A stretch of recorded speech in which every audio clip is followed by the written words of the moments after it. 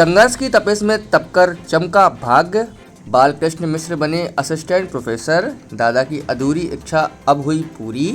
सरस्वती शिशु मंदिर की छांव में खिला वह बालक जो आज शिक्षा की लौ बन गया। खबरों के प्रायोजक हैं महारानी दुर्गा राजलक्ष्मी उच्चतर माध्यमिक विद्यालय, जहां आपके बच्चों को मिलेगी अच्छी शिक्षा। पता गांधी चौक के पास पन्ना। कहते हैं कि संघर्ष की राह पर धैर्य और मेहनत की लौ थामे जो चलता है, सफलता एक दिन उसका द्वार अवश्य खटखटाती है। इसी को चरितार्थ किया है ग्राम इटवा तिल्हा, तहसील देवनगर, जिला पन्ना के बालकृष्ण मिश्र ने, जो अब मध्य प्रदेश उच्च शिक्षा विभाग में सहायक प्राध्यापक हिंदी में के पद पर चयनित हुए हैं। यह केवल एक परीक्षा में उत्तीर्ण होने की कहानी नहीं है, बल्कि एक आम किसान परिवार के उस युवक की कथा है जिसने अभाव, पीड़ा, आर्थिक तंगी, कोरोना लॉकडाउन और निजी विषादों के बीच अपने सपनों को मरने नहीं दिया। शारीरिक रूप से विकलांग किसान पिता श्री राम अवतार मिश्र और गृहिणी माता श्रीमती मुन्नी बाई मिश्र के इस बेटे ने आर्थिक स्वर्गीय दादा रामसेवक मिश्र की प्रेरणा को जीवन का ध्येय बना लिया था। बालकृष्ण कहते हैं कि उनके दादाजी की हार्दिक इच्छा थी कि वह नौकरी करे, परंतु वर्ष 2024 में उनके निधन से पहले यह सपना अधूरा रह गया।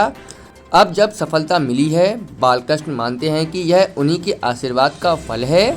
आर्थिक स्थिति के बावजूद उन्होंने हिम्मत नहीं हारी। सतना के महाविद्यालय से बीएससी गणित भौतिक रसायन में कॉलेज में टॉप किया। फिर उन्होंने इंस्पायर अवार्ड से प्राप्त 2.5 लाख रुपए की राशि के सहारे दिल्ली में सिविल सेवा की तैयारियां शुरू की, लेकिन कोविड-19 के लॉकडाउन ने जैसे सपनों पर ताला जड़ दिया।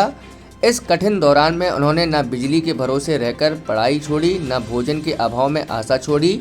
आलू, टमाटर और चावल खाकर बिना घड़ी और टूटी चप्पलों के साथ उन्होंने संघर्ष का ऐसा पाठ लिखा जो प्रेरणा का स्रोत बन चुका है। लॉकडाउन के बाद दिल्ली विश्वविद्यालय से एमए हिंदी साहित्य किया और कॉलेज टॉपर भी रहे। मध्य प्रदेश सेट परीक्षा और 2 बार यूजीसी नेट भी उत्तीर्ण किया। जब सहायक प्राध्यापक की परीक्षा होनी थी, तभी दादाजी चल बसे। घर की जिम्मेदारियां सिर पर थीं, कृषि, घर, बहनों का विवाह, लेकिन उन्हें हिम्मत नहीं हारी। अंततः 9 जून 2024 को उन्होंने मुख्य परीक्षा दी और फिर जनवरी 2025 में इंटरव्यू के लिए मध्य प्रदेश लोक सेवा आयोग इंदौर में शामिल हुए।